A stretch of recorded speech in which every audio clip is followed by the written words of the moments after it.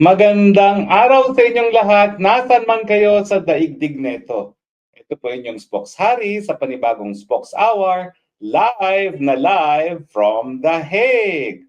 Ang pag-uusapan natin, nakita natin kung paano kinidnap ang Pangulong Duterte. Meron bang pananagutan ng mga kapulisan, mga miyembro ng kabinete at ang presidente mismo nung sapilitan nilang pinadala ang ating presidente sa The Hague? Well, unang-una po bago tayo pumunta sa usapin na ganyan, sasagutin ko lang po yung sabi ng ating Executive Secretary Bersamin na hindi raw nila tatanggapin ang pagkatao ni Presidente Duterte kung mabibigyan siya ng provisional liberty. Ang proseso po, sinabi ko noong isang araw, no, po pwedeng mag-apply for provisional liberty. Ang titignan is, flight risk ka ba?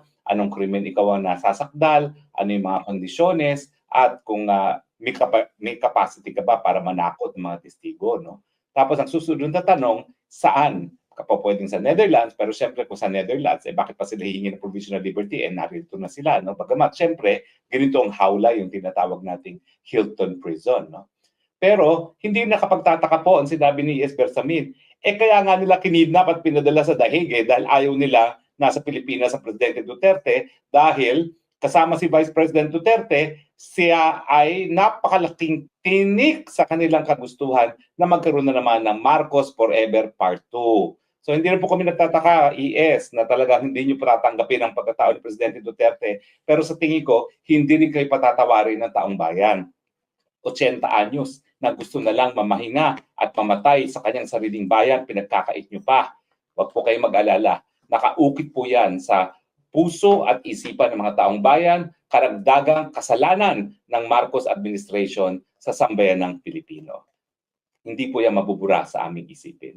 So ano nga bang krimen ang nangyari nung sapilitang isinakay nila si Presidente sa eroplano na nagdala sa kanya sa The Hague? Well, ang ginagamit po nating term ay kidnapping. Pero sa totoo lang, ang kidnapping po, hindi po pwedeng gawin ng isang taong gobyerno. Kapag taong gobyerno po ang nanupil ng kalayaan ng liberty, ang tama pong krimen na nagawa ay yung tinatawag na arbitrary detention. Ano ba yung mga elemento ng arbitrary detention? Number one, yung nasasakdal o yung taong gumawa ay isang taong gobyerno. Pangalawa, pinakait niya yung kalayaan ng isang tao. No? Dapat merong aktual na paghuhuli at restraint ng kanyang kalayaan. Pangatlo, ito ay walang legal na basihan. So tignan natin kung nandyan ba yung mga elemento. Unang-una, taong gobyerno ba lahat ng gabinete at ang presidente na nagkonsyabahan, conspiracy na ipagkait ang kalayaan ng dating presidente Rodrigo Roa Duterte? Ang sagot, oo. Element 1, present. Element 2, nagkaroon ba ng aktual na pagdedetene kay Presidente Duterte? Well, nakita naman natin sa video, tinanong nga ni Presidente doon sa Villamor, ako ba'y under arrest? Opo. Anong dahilan? Hindi nila naman pinakita yung warrant of arrest ng ICC. Pero ang sinasabi nila, Interpol, ICC. Pero wala pong kaduda-duda na nung panahon na yon, hindi makakaalis Presidente doon sa Villamor. Kasi sa katutak na pulis ang naroroon para siguraduhin na hindi siya makakaalis doon sa Villamor. So, element number 2, present. At ang pangatlo, ang detention is without any legal basis. Yan po ang pag-uusapan natin. Legal na basihan ba yung warrant of arrest? Well, kung yung warrant of arrest ay dumaan sa tamang proseso, legal po yan. Pero ang sinasabi nga natin, hindi tama ang proseso. Ano yung hindi nasunod? Yung Article 59 ng Rome Statute na dapat yung unang-una, humingi muna ng kooperasyon sa pamamagitan ng DFA ang ICC. Pangalawa, humingi rin ng assistance sa Interpol ang ICC. Hindi po parehong naganap yan. No? Unang-una, wala pang ang request na nagagawa ang ICC sa Pilipinas, ayan na sila, inaresto na nila. Pangalawa, wala namang kahit anong kooperasyon na hiningi ang ICC sa Interpol at wala pang ginagawa ang Interpol, no? Kasi walang red notice alert labang kay Presidente Duterte noong mga panahon na yon. Pangatlo, meron lang diffusion notice na ang nagpadala naman ay Pilipinas. So baliwala yun. Parang ang Pilipinas, hinihingi niya sa sarili niyang Pilipinas na arestuhin si Presidente Rodrigo Roa Duterte. Now, paano sana naging legal yung warrant of arrest na inisyu ng ICC? Well, naging legal sana yan kung pinadaan sa proseso. Ang sabi ng Rome Statute, papadaanin natin yan sa pamamagitan ng proseso ng extradition. At ang extradition naman, ang umiiral na batas dyan na isang presidential decree na hanggang ngayon po ay hindi pa na re-repeal, no? At ang yan po ang Presidential Decree 1069 na nagsasabi nga na kinakailangan maghain ng complaint for extradition ang gobyerno sa ating RTC. Ang RTC mag-i-issue ng warrant of arrest, tapos dadali ng tao sa hukuman at tatanungin ng hukuman, ikaw nga ba itong taong hinihingi na kung sino man humihingi, anong krimen na nagawa mo, at kung meron bang legal na basihan nga na para arestuhin yung tao. Yung issue na kung meron legal na basihan, hindi po naging issue sa lokal na hukuman kasi hindi nga nila pinadala sa lokal na hukuman. Ang ginawa nila, diniretso nila sa ICC na hindi naman po yan ang intensyon. Alam niyo po kung babasahin natin yung travaux préparatoires. Ano yung sabihin ng travaux préparatoires?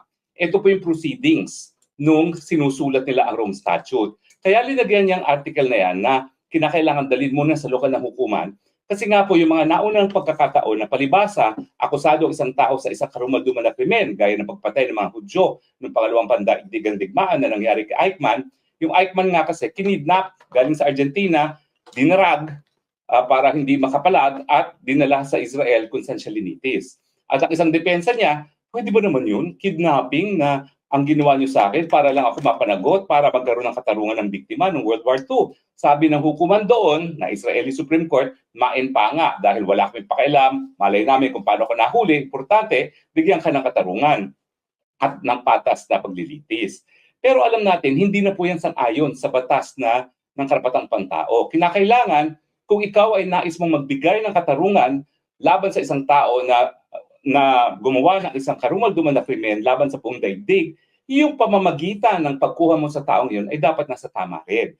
Kaya nga, ginawa ng Rome Statute, dapat dalhin muna sa lokal na hukuman at magkaroon ng tamang extradition hearing nang masigurado na walang paglabag sa karapatang pantao. At dahil hindi nga po yan nasunod, anong tanong natin? Nandyan ba ang legal na basihan sa pag-aaresto at pagpapunta sa dahig ng presidente? Ang sagot, there was no legal warrant.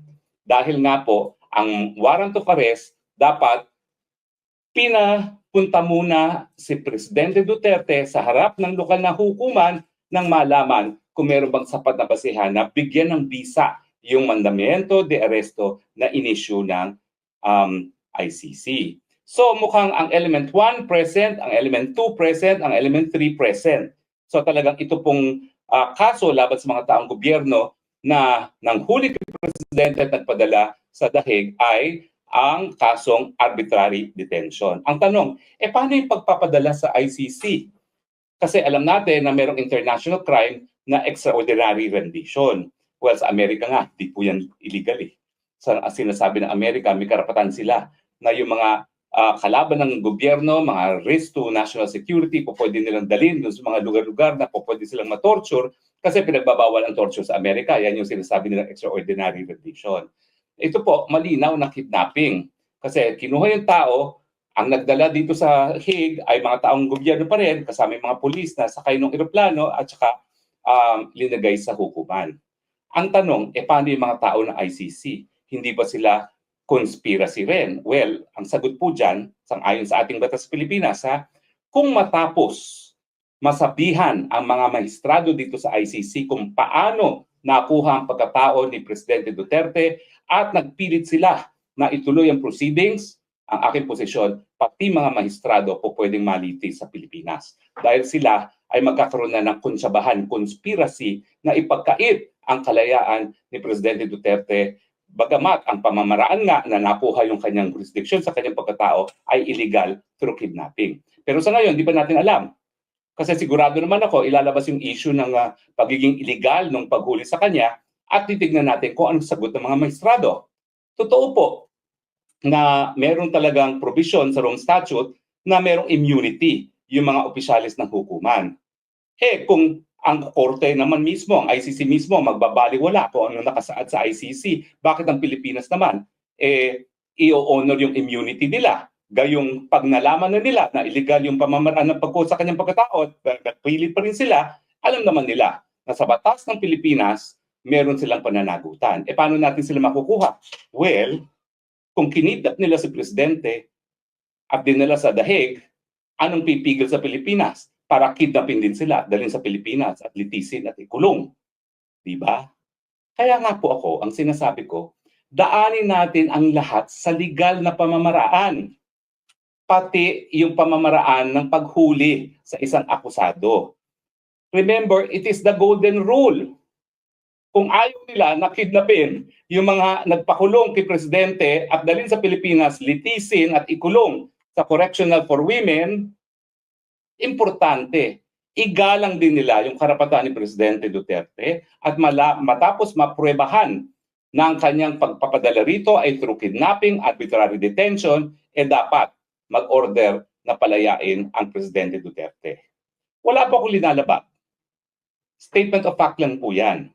Kasi nga po, kung magpipilit tayo ng tinatawag nating unilateral action, yung aksyon na sang-ayon lamang sa punto de vista ng isang partido, po pwedeng gantihan yan nung kabilang partido na gagawin din niya kung ano yung gusto niyang gawin. No?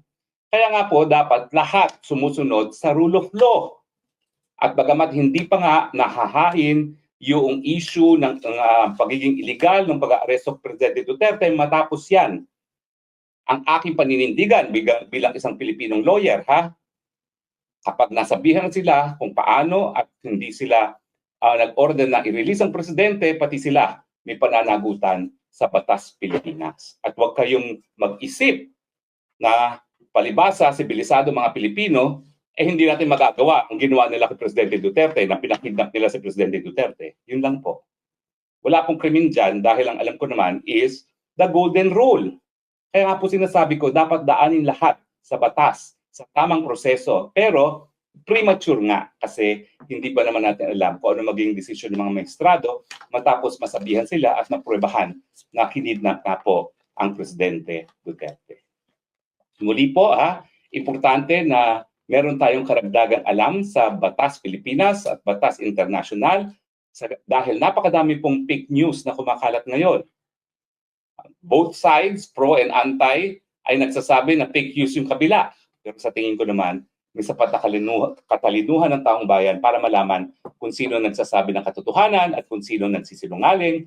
At syempre po, ang kapangyarihan na matanggap ang impormasyon bilang katotohanan ay nakasalalay po nga po doon sa pagtanggap ng tao kung ano talaga ang katotohanan. Kaya ang karagdagang kaalaman, yan po ang sandata laban sa fake news. Maraming salamat po sa inyong patuloy na pagtangkilik. Kontrobersyal ang aking sinabi ngayon, pero bilang abogado sa Pilipinas, naninindigan po ako na yan po talaga ang krimen na nangyari. And let this be a warning to all na kapag nagbulag-bulagan doon sa krimen na ginawa kay Presidente Duterte, yan po isang basihan sa ating batas para maakusa rin bilang co-conspirator. Maraming salamat po sa inyong patuloy na tangkilik sa Spokes Hour. Hanggang sa muli nating pagkikita, ito pong Spokes Hari nagsasabi, I love you Philippines, you're the only country that I have, you're the only country that I will ever love. Nandito lang po ako asylum seeker para wag ma-deport ng Marcos Jr. administration. God bless the Philippines.